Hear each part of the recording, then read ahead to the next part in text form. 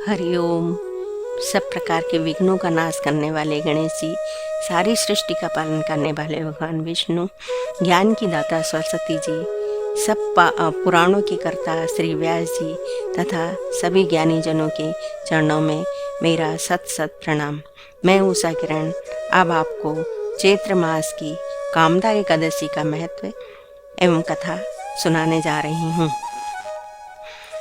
युधिष्ठिर ने पूछा, वासुदेव आपको नमस्कार है। अब मेरे सामने यह बताइए कि चैत्र शुक्ल पक्ष में किस नाम की एकादशी होती है।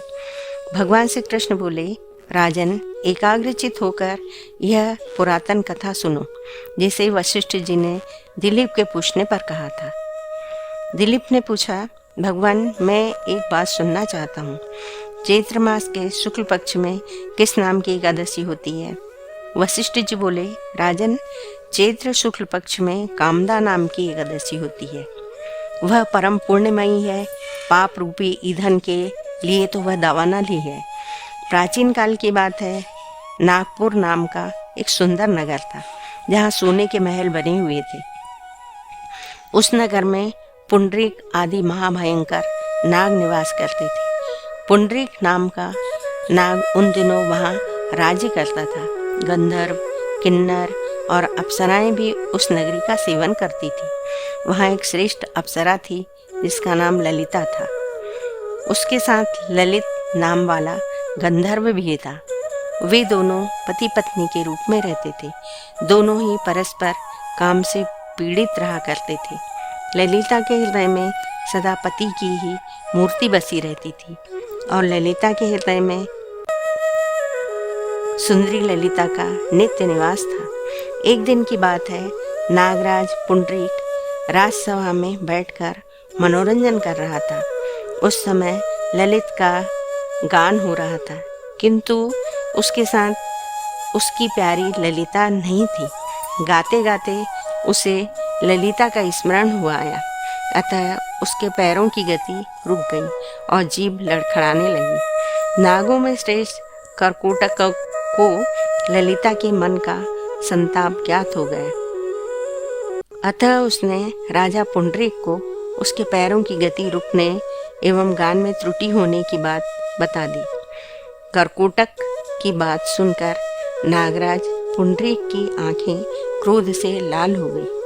उसने गाते हुए कामातुर ललित को श्राप दिया, दुर्बुद्धे, तू मेरे सामने गान करते समय भी पत्नी के वशीभूत हो गया, इसलिए राक्षस हो जा।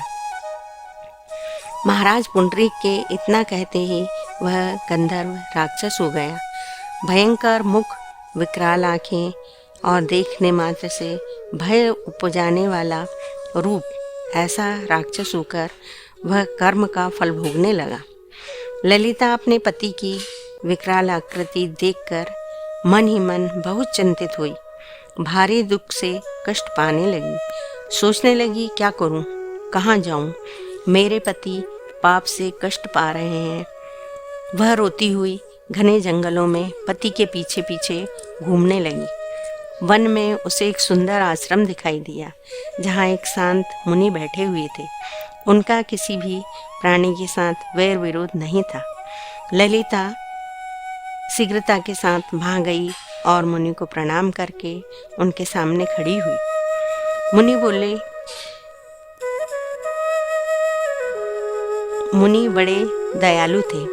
उस दुखनी को देखकर वे इस प्रकार बोले, सुबह तुम कौन हो, कहाँ से आई हो, मेरे सामने सच सच बताओ।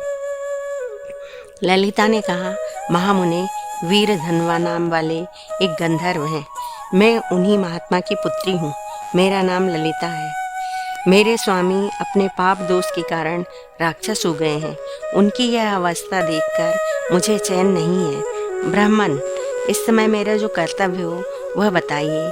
विप्रवर, जिस पुण्य के द्वारा मेरे पति राक्षस भाव से छुटकारा पा जाएं, उसका उपदेश कीजिए। ऋषि बोले, भद्रे, इस समय चैत्र मास के शुक्ल पक्ष की कामदा नामक एकादशी तिथि है, जो सब पापों को हरने वाली है और उत्तम है। तुम उसी का विधि पूर्वक व्रत करो और इस व्रत का जो पूर्ण हो उसे अपने स्वामी को दे डालो। पुण्य देने पर क्षण भर में ही उनके श्राप का दोष दूर हो जाएगा। राजन, मुनि का यह वचन सुनकर ललिता को बड़ा हर्ष हुआ। उसने एकादशी को उपवास करके द्वादशी के दिन उन महर्षि के समीप ही भगवान वासुदेव के श्री विग्रह के समक्ष अपने पति के उद्धार के लिए यह वचन कहा, मैंने जो यह कामदा एकादशी का उपवास व्रत किया है उसके पुण्य के प्रभाव से मेरे पति का राक्षस भाव दूर हो जाए। वशिष्ठ जी कहते हैं, ललिता के इतना कहते ही उसी क्षण ललित का पाप दूर हो गया। उसने दिव्य देह धारण कर लिया, राक्षस भाव चला गया और पुनः गंधर्वत्व की प्राप्ति हुई। नृपश्रेष्ठ, वे दोनों पति पत्नी कामदा के प्रभाव से पहले की अपेक्षा भी अधिक सुंदर रूप धारण करके विमान पर आरूढ़ हो अत्यंत शोभा पाने लगे। यह जानकर इस एकादशी के व्रत का यत्नपूर्वक पालन करना चाहिए।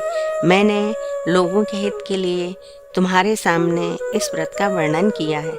कामदा एकादशी ब्रह्म हत्या आदि पापों तथा पिशाचत्व आदि दोषों का भी नाश करने वाली है। राजन, इसके पढ़ने और सुनने से वाजपेयी यज्ञ का फल मिलता है। जय श्री कृष्ण।